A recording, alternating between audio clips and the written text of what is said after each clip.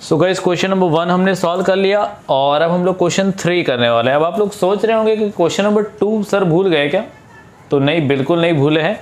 Question number 2 आपके लिए रखा है, टास्क है आपका कि क्वेश्चन 1 आपने पढ़ा तो आपने क्या सीखा उसको अप्लाई करिए, क्योंकि जो क्वेश्चन नंबर 2 है वो एग्जैक्टली रिलेटेड है क्वेश्चन नंबर 1 है वो रिलेटेड है क्वेश्चन 2 से, और क्वेश्चन 2 है 1 से रिलेटेड।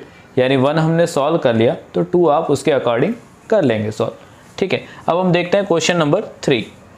क्वेश्चन नंबर 3 में क्या दिया गया है कि if sine A equal to 3/4 calculate cos A and tan A. अब यहाँ पे हमको कोई डायग्राम नहीं दिया है, ट्रायंगल नहीं दिया है, उसकी साइड्स भी नहीं दी है। ठीक है, हमको सिर्फ दिया हुआ है sine A. Sine A is given कि साइन ए जो है वो 3/4 है, कॉस ए कैलकुलेट करना है, tan ए कैलकुलेट करना है। सो हम लोग क्या करेंगे, यहाँ पे नहीं दिया गया तो सपोज करेंगे कि let in triangle A B C measure angle B equal to 90 degree. एक ट्रायंगल हमने ले लिया, राइट एंगल ट्रायंगल। ठीक है, उसी में ये साइन थीटा अप्लाई होगा। सो एक ट्रायंगल मान लिया कि ट्रायंगल ए बी सी है जिसमें मेजर एंगल बी 90 डिग्री है। ठीक है, मेजर एंगल बी 90 डिग्री है। So let's make it the triangle. ये हमने बना दिया राइट एंगल ट्रायंगल। सो जिसमें मेजर एंगल बी 90 डिग्री है, so here it will come A, B पे 90 और यहाँ पे हो गया सी। ठीक है, अब हमको कैलकुलेट क्या करना है, कॉस ए tan ए। दिया भी गया है एंगल ए का रेशियो साइड्स के साथ, और फाइंड भी करना है एंगल ए से। तो हमारा जो एंगल थीटा होगा वो यहाँ होगा। ठीक है, अब 90 डिग्री के जस्ट सामने जो होगा वो होगा आपका हाइपोटेनस। ठीक है, हाइपोटेनस को हम h से डिनोट करेंगे। अब थीटा के बाजू वाली साइड, बाजू में बेस है, सो ये आपका बेस हो गया, इसको b लिखेंगे हम लोग। ठीक है, और हाइपोटेनस हो गया, बेस हो गया, तो बचा क्या, परपेंडिकुलर, तो ये आपका p हो गया, BC आपका p हो गया।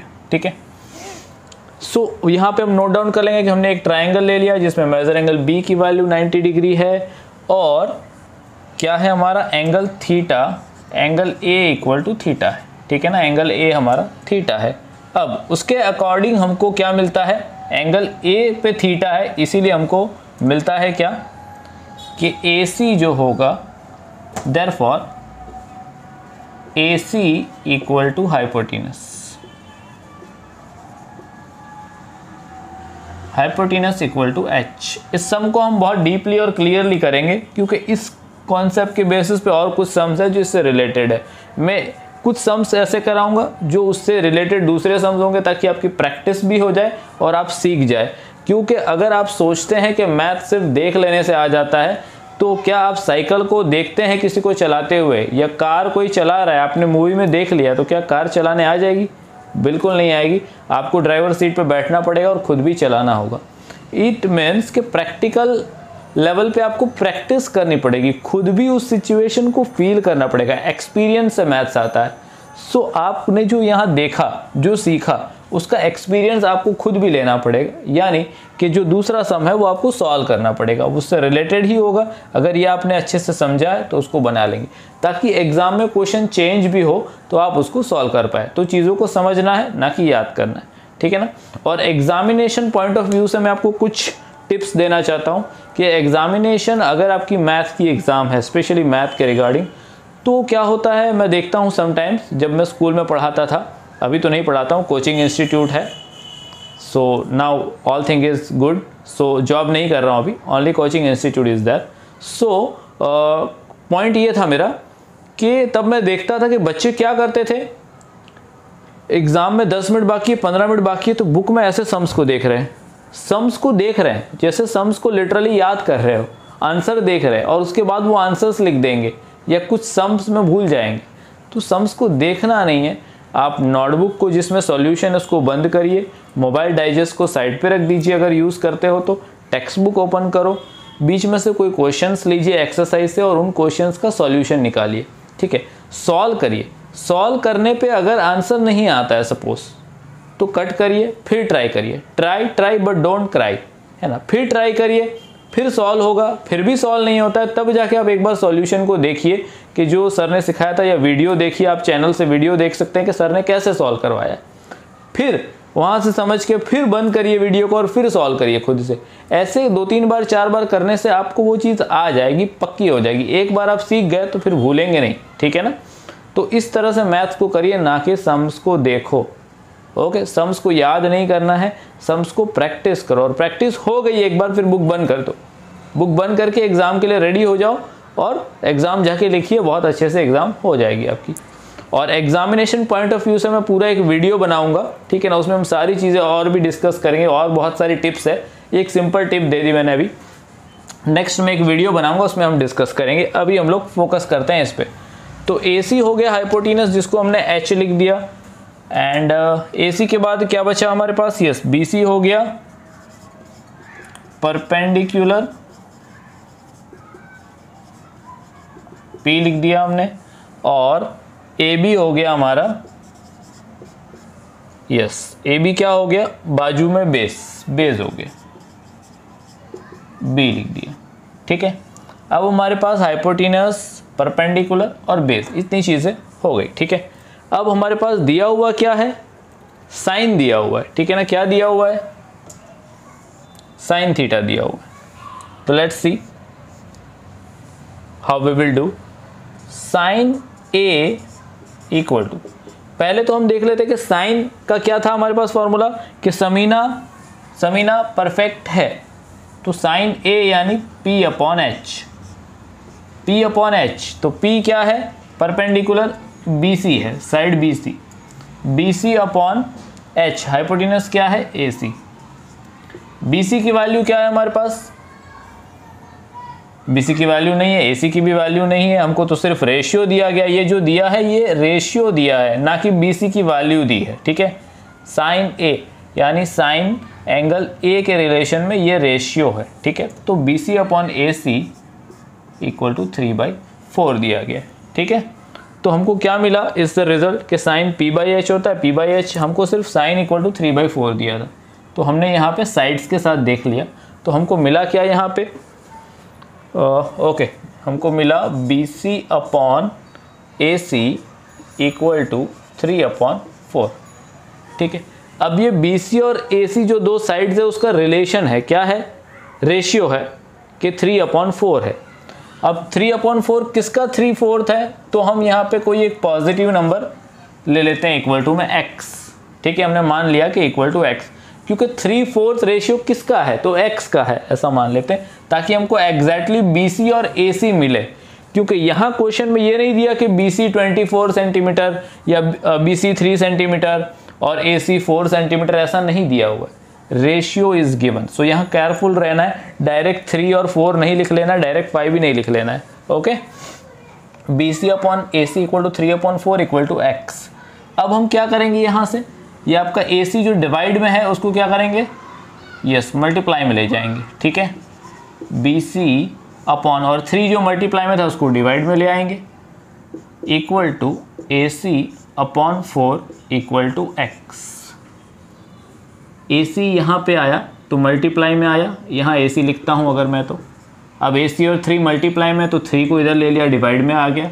LHS टू RHS शिफ्ट होगा तो उसका डिवाइड से मल्टीप्लाई, मल्टीप्लाई से डिवाइड। सो हमारे पास क्या मिल गया कि BC/3 equal to AC/4 equal to x।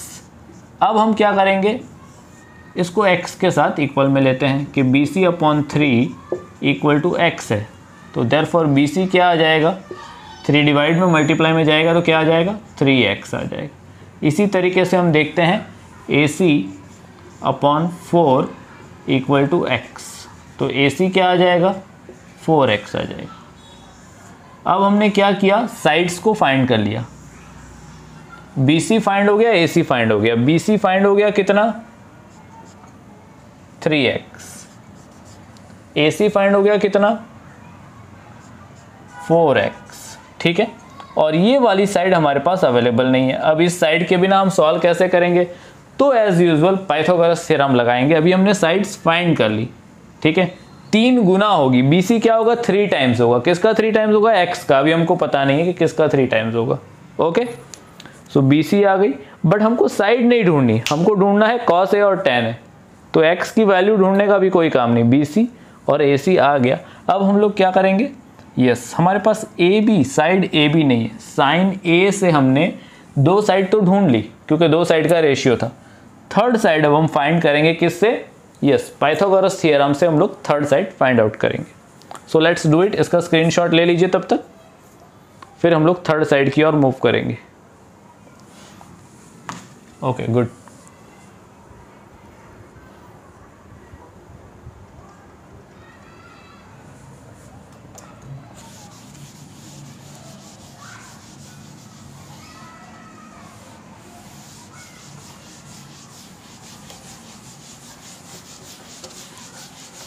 तीनों साइड्स अवेलेबल होगी तो बहुत जल्दी से हमारा cos A और tan A आ जाएगा, है ना।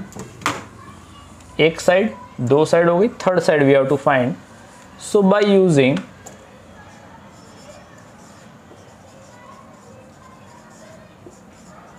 Pythagoras theorem,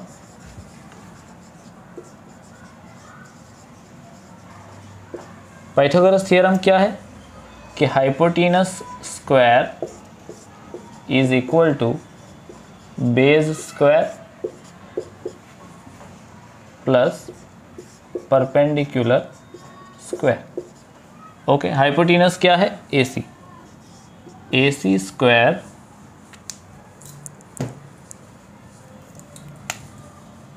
square is equal to base क्या है, हाँ अभी आपने इसको बेस लिया तो आप ये भी लिख सकते, कोई प्रॉब्लम नहीं है। AB स्क्वायर प्लस परपेंडिकुलर क्या है, BC, ठीक है, BC स्क्वायर। ये इधर से उधर होगा, उससे कोई प्रॉब्लम नहीं होगा क्योंकि मैंने बताया था 2 + 3 या 3 + 2 दोनों का रिजल्ट 5 ही आएगा। ये प्लस में है तो नो नीड टू वरी।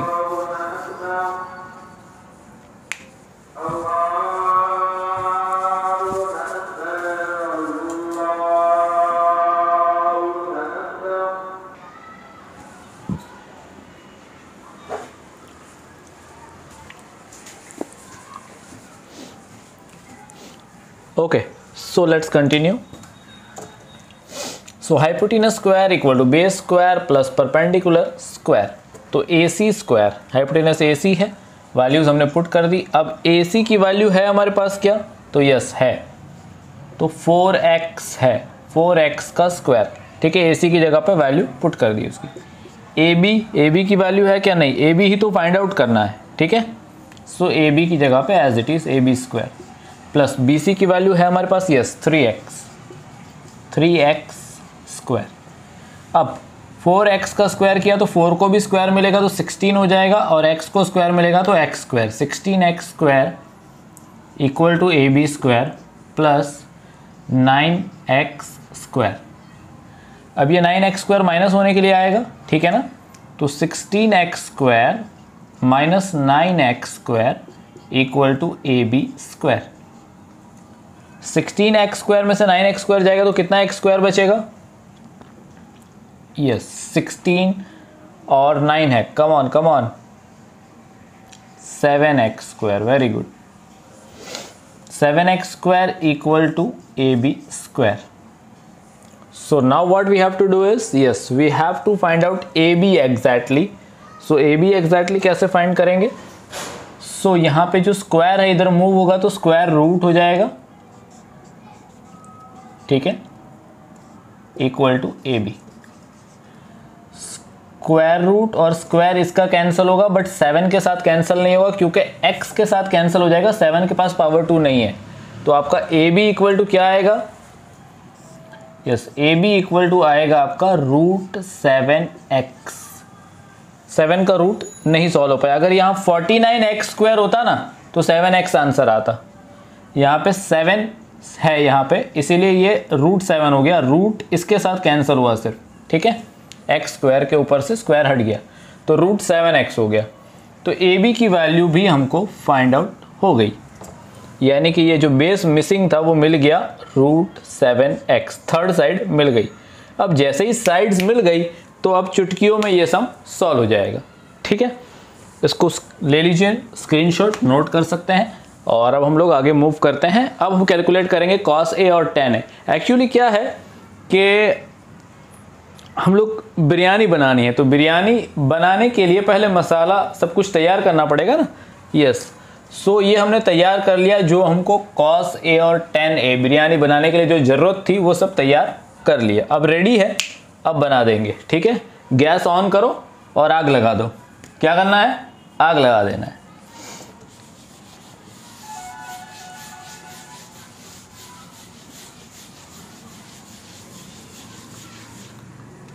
आग लगाने का मतलब कि अंदर से आग जलनी चाहिए, डिज़ायर, बर्निंग डिज़ायर होना चाहिए कि कुछ करना है, सीखना है, समझना है और रॉकिंग रिजल्ट लाना है। ठीक है, चलिए।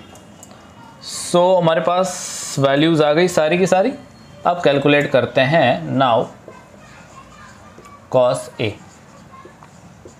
cos A, cos यानी चिराग। चिराग क्या है? चिराग बेस्ट है। So base upon hypotenuse, base क्या है आपका? AB, और हाइपोटेनस क्या है? AC।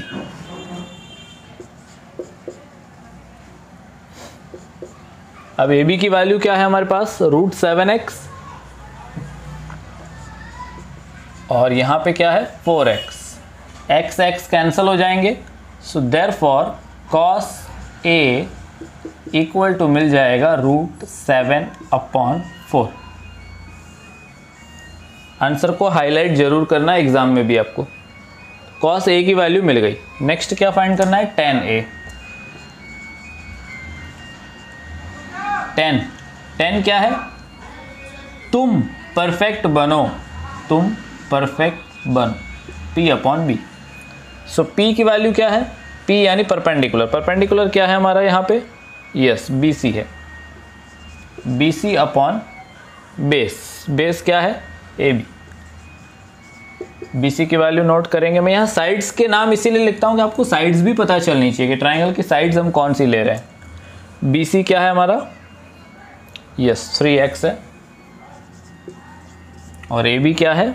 √7x। x कैंसिल हो गए, और देयरफॉर हमको tan A की वैल्यू भी मिल गई। क्या?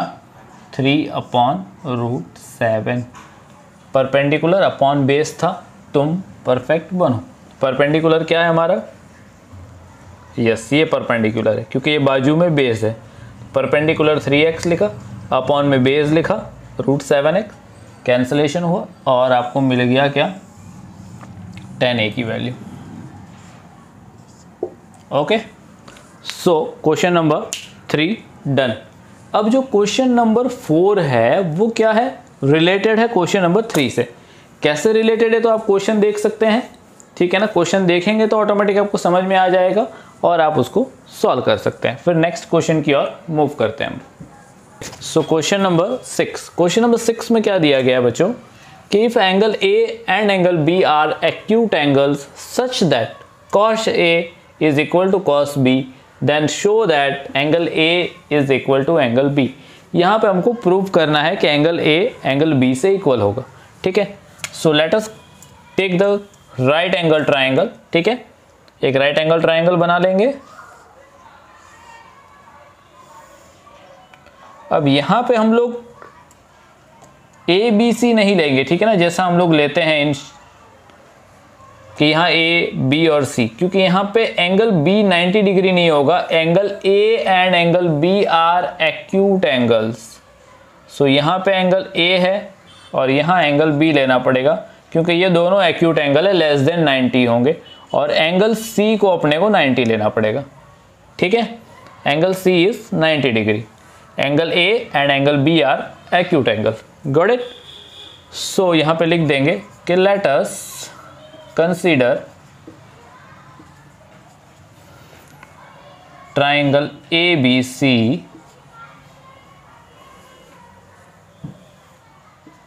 such that angle A and angle B are acute angles and angle C 90 degree. ठीक है, now cos A equal to cos B दिया है, तो इसी से कुछ साबित होगा cos A और cos B से, ठीक है ना। तो लेट्स सी cos A क्या है, cos यानी चिराग, चिराग क्या है, समीना परफेक्ट है, चिराग बेस्ट है, ठीक है। B अपॉन एच यानी क्या बनेगा, cos A बोला है, हाँ आप यही सोच रहे होंगे cos A यानी थीटा यहाँ पे है, तो उस हिसाब से यहाँ बेस हो गया, ठीक है।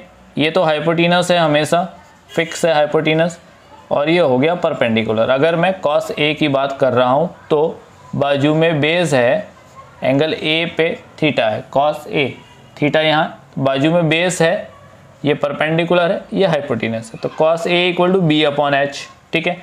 B अपॉन एच यानी B क्या है, AC,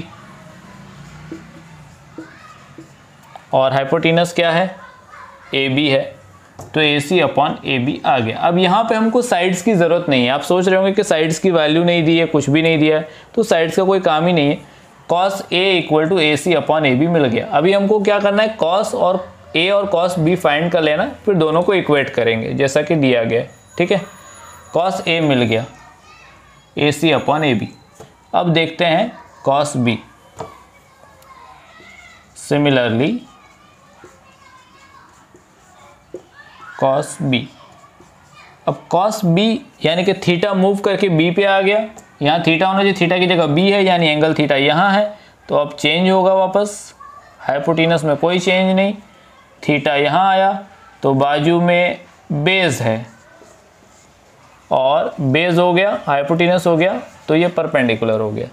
अब cos का फॉर्मूला तो यही है कि cos यानी चिराग बेस्ट है, B अपॉन एच, लेकिन यहाँ बेस चेंज हो गया क्योंकि थीटा चेंज हुआ। बेस क्या है, BC है, ठीक है, CB यानी BC लिख सकते हैं आप, BC अपॉन हाइपोटेनस, हाइपोटेनस तो AB ही है, ठीक है, हाइपोटेनस को लिख दिया AB, BC अपॉन AB आ गया, ठीक है। अब आपको cos A cos B मिल गए। अब जैसा कि दिया गया है इससे हम लोग अब सॉल्व करेंगे। क्या दिया गया है, नाउ तो हो गया मोर ओवर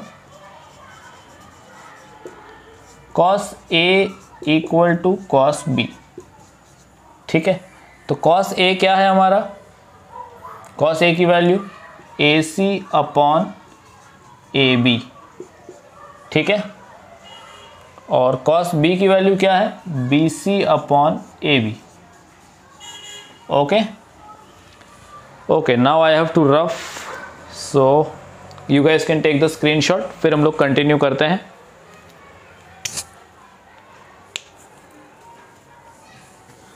ओके गुड।